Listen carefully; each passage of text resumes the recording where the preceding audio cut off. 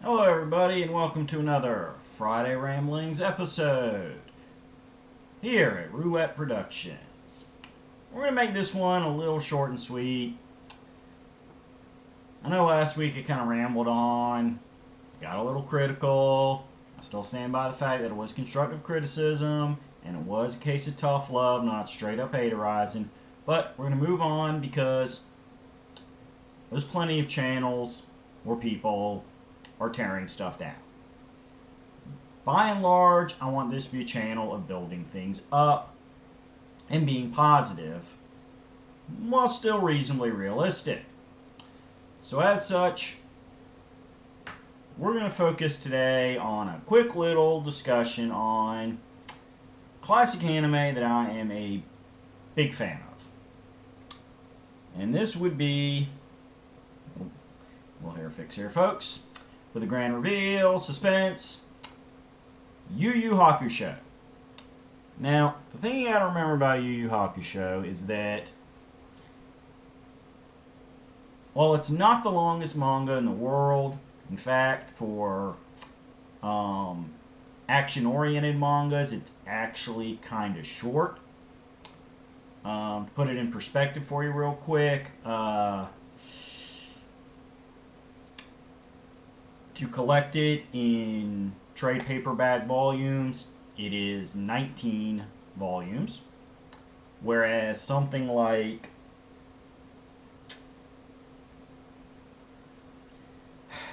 let me think of a good one here that's not super long. You know what? We'll pick on Yu-Gi-Oh! That's iconic. A lot of people know it, and which I also have it over here on my shelf. Yu-Gi-Oh! Is just focused on the duelist manga, which is what most people think of it, where it's all about the card game. But that, the duelist thing by itself, which is probably about let me see, 24.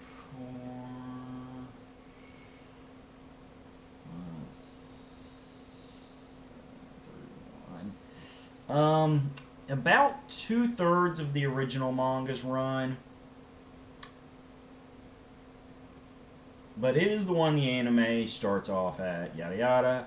It is 24 volumes, so you can literally tell the entire run of Yu Yu Hakusho, plus have 5 volumes to spare in the time it takes you to get through the 2 major primary story arcs of the Yu-Gi-Oh! Manga.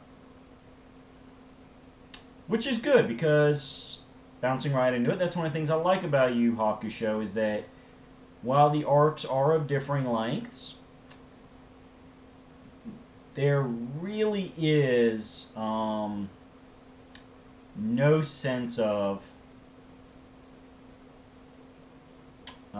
pacing problems. Like, things don't feel like they're being stretched out just to, make the arc last longer and get more chapters out of something successful. It really is a manga that clips along at a steady pace. It hits its story beats. It moves on to the next one. There's not really a lot of filler. You have the intro arc, which introduces the idea of main character Yusuke Urameshi. And again, all apologies to Japanese speakers if I mispronounce any of these names. I do have the anime version, but I have not watched it in a little bit while. And I'm not 100% sure off the top of my head right now of the exact pronunciation. So if I pronounce anything wrong, it's not me being a jerk. It's not me showing off my lack of education. It's just to read it in print, which is the main way I've covered Hakusho in recent, is I just pronounce it the way my silly English raised and English thinking brain would pronounce these names. So go ahead and knock that out. But yes, Yusuke Urameshi is a 14-year-old delinquent who decides to commit a good deed, but in the process dies in literally the first chapter of the manga. Hell, the opening page. Yes, it does hit a big pet peeve of mine, which is it opens with something shocking and then spends the rest of this first chapter explaining how you got to the shocking scene. I'm not a big fan of those. Generally, I excuse it for this because it got to things rather quick, and the whole flashback nature of that first chapter is introduced with a little bit of smart-ass tongue-in-cheek to it. Which is, by and large, a summary of the sense of humor in Yu Yu Hakusho. It's a lot of smart-ass, sarcastic, dry wit type thing where,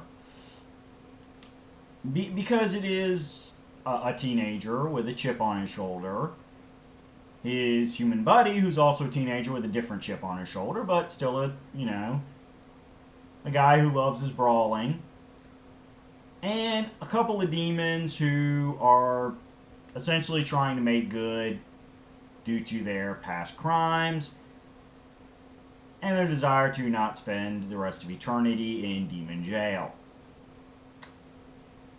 One of them actually does make a pretty good shot at reforming, because he was more of a neutral alignment character. The other one, he kind of stays a jerk. I'm not going to throw out too many spoilers for you, but yeah, it is what it is. So, Yusuke dies. The Grim Reaper, this time being a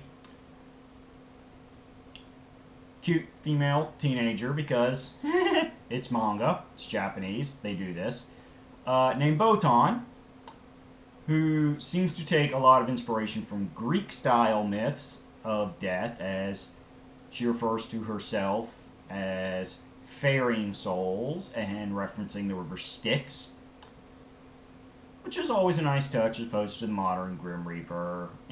Touch it with my scythe, move on. Quick and easy bureaucracy. But yes, Botan takes him to the Judge of the Dead, King Enma's infantile, but still adult intelligent son, Ko-Enma, or Enma Jr., but Ko-Enma is how he's referred throughout the manga, who decides that since Yusuke is kind of an oddball case in that he died performing a good deed, and because it was so unlike him, the afterlife really didn't expect him to die, they couldn't judge him proper at that moment in time. So they bring him back to life after a few adventures as a spirit while they decided the best course of action for him. And he ends up becoming an underworld detective. Which means that when demons show up on Earth and cause problems, he puts them down for the sake of humanity staying happy, safe, and unknowing about the craziness going on around them. Yay! And as I said, he recruits a human brawling buddy who was basically a rival of his before all this death stuff, who, for his own reasons, becomes a good ally, gains a mentor in the Psychic Genkai, a little, and I mean like short, wrinkly old lady who, despite the fact she is probably the least physically intimidating person in the series, is such a powerful psychic and warrior from a lifetime of training in spiritual things that she can kick Yusuke's butt with minimal effort. So she trains Yusuke to use his powers, which have been awakened by being appointed underworld detective, and helps him out on some of these missions. And the two of them have a wonderful relationship. I really got to say, I mean, there's the teacher-student thing going, and I mean, being that chip on his shoulder delinquent, Yusuke smarts off to her. He's snide. He cuts her off. He argues. He complains. But the thing is, at the end of the day, he respects the hell out of her. Mostly because she's been doing this so long that she does not have time to act surprised and shocked that her appointed student here is a butthead, and pretty much just snipes right back at him, pointing out that if he really was all that and she really was this crazy old bat, he wouldn't keep coming to her for help. And then he has his two demon buddies, who go by the name of Kurama and Hiei.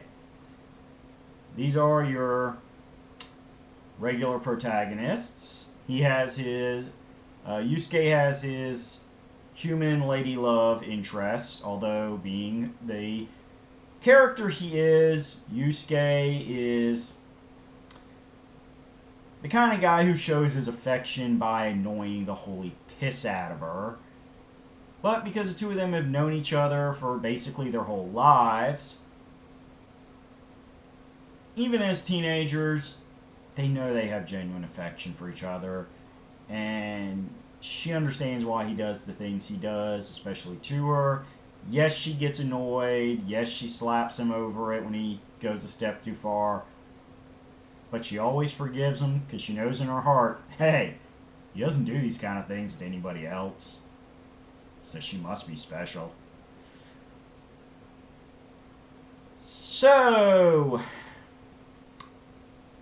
and there's a lot of fun stuff. A lot of it is the things that if you're watching new anime that's only debuted in the last several years, you're going to see them almost as tropes and cliches. But the key thing to remember is that when Hakusho first started, these were not tropes and cliches yet. Hakusho started in December of 1990. At this time, a lot of your shows that are new hotness now and that are considered iconic had not started yet. Hakusho, I mean, yes, there was pre-existing action, martial arts, fighting-based mangas, such as Dragon Ball, but Hakusho was still relatively early in that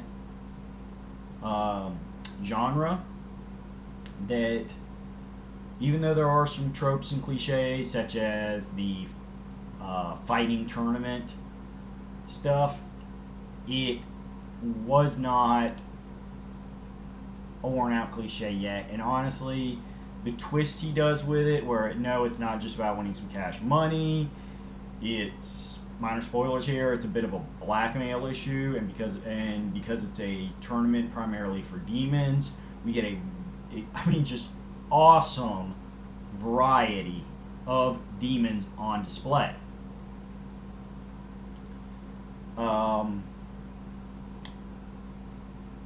Then you get into the whole story arcs of, information involving previous underworld detectives, and Yusuke coming to terms with everything, involving his past, and just the process of, over the course of the manga, which itself covers his high school career,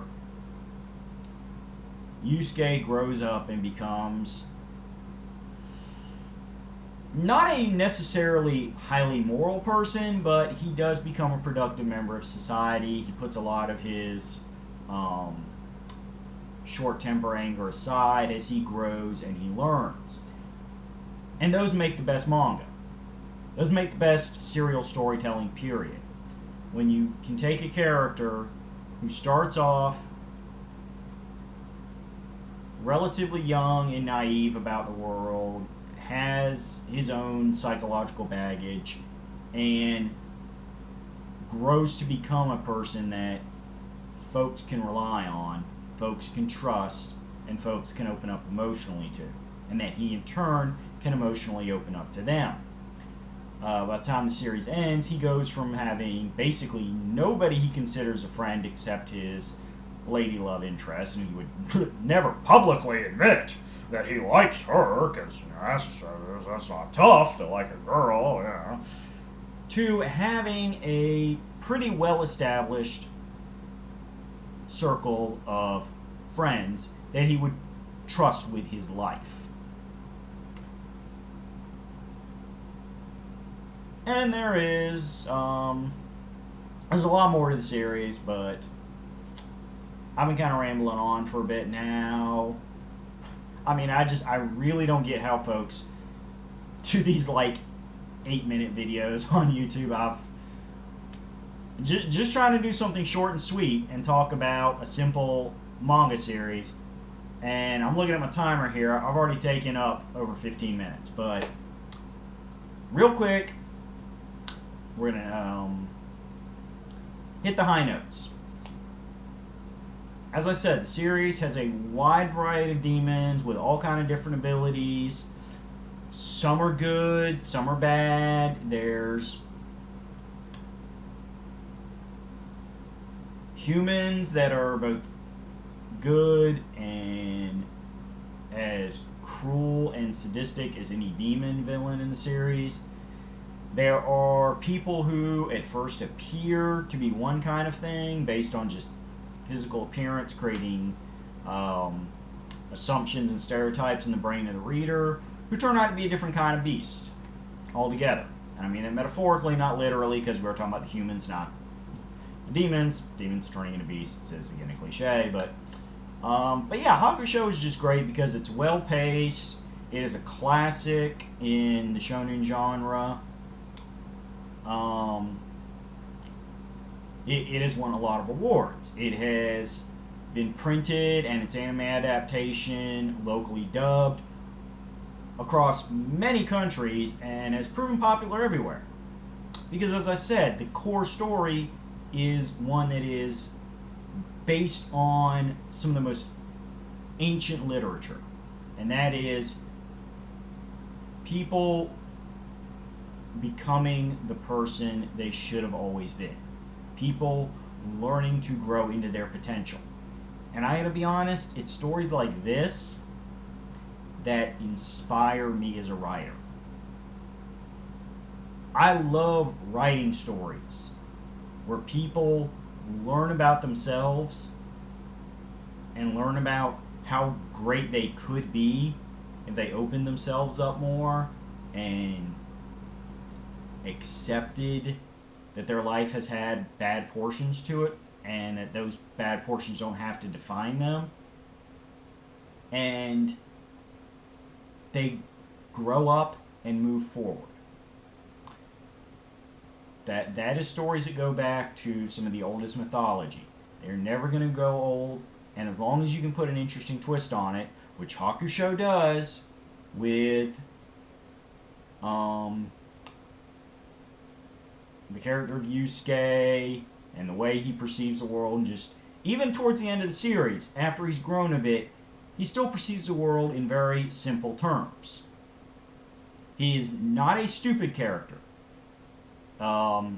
His book smarts may be lacking, but when it comes to street smarts and world experience, he's actually ahead of his age. Even early in the series, his spirit guide Botan comments on that she did not expect somebody this world-wise and jaded at his age.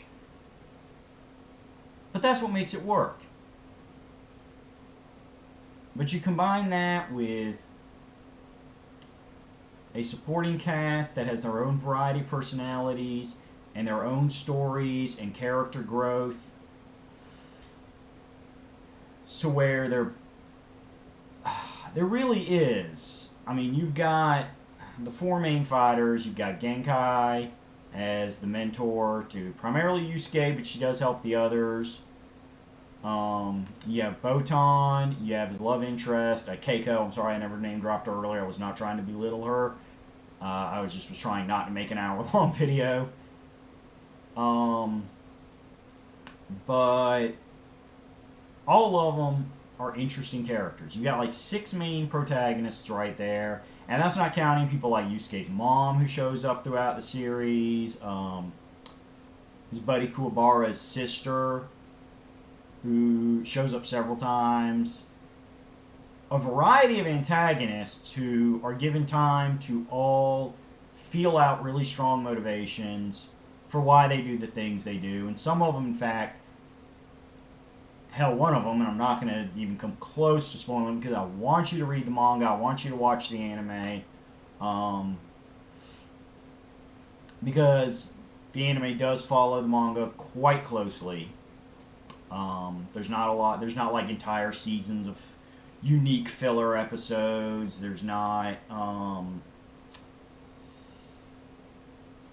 diverging storylines like you get in a lot of anime.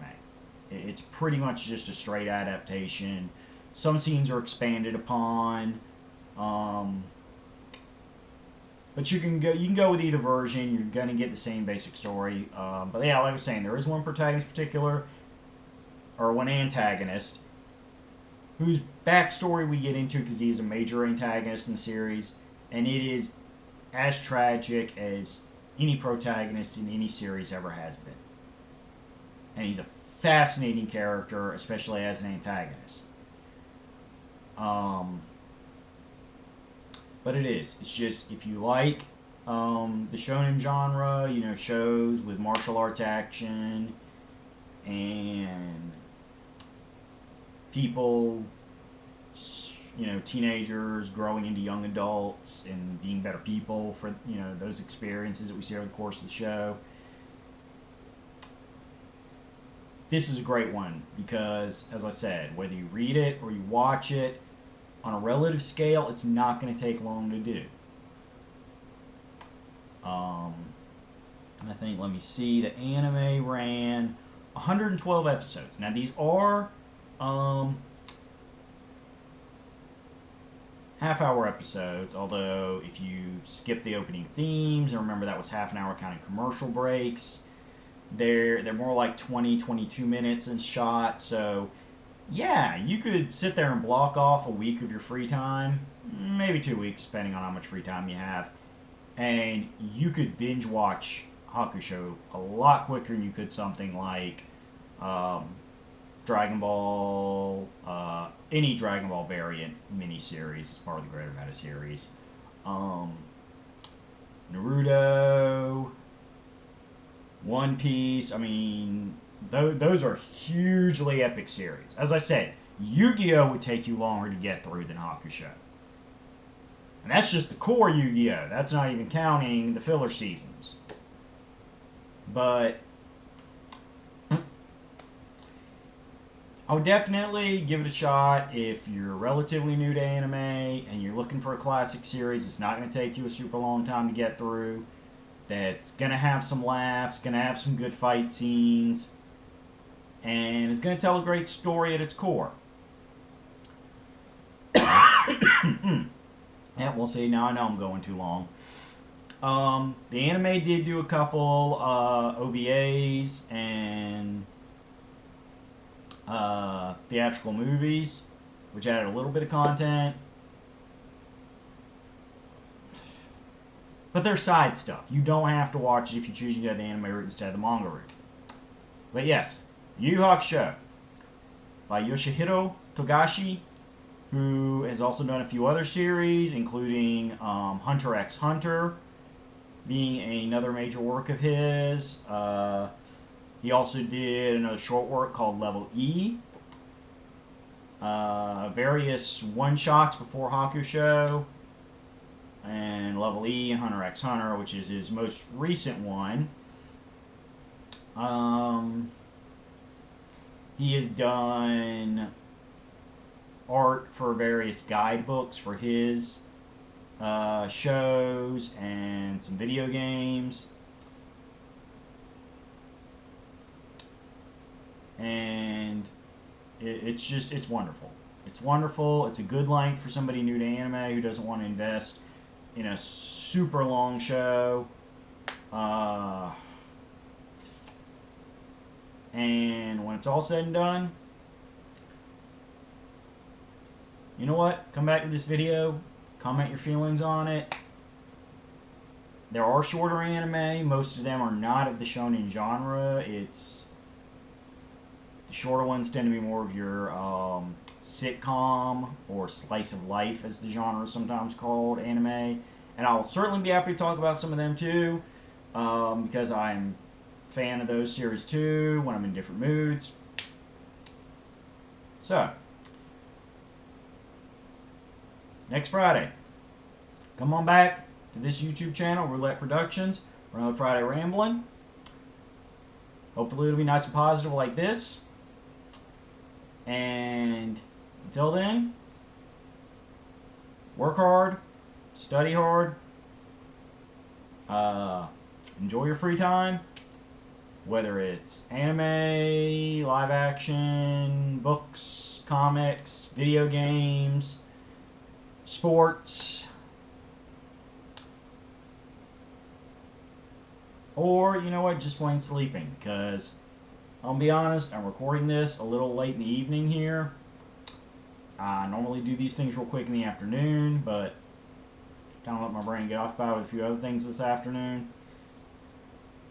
So, I'm probably going to get ready to go to bed myself. I got a long work week ahead of me.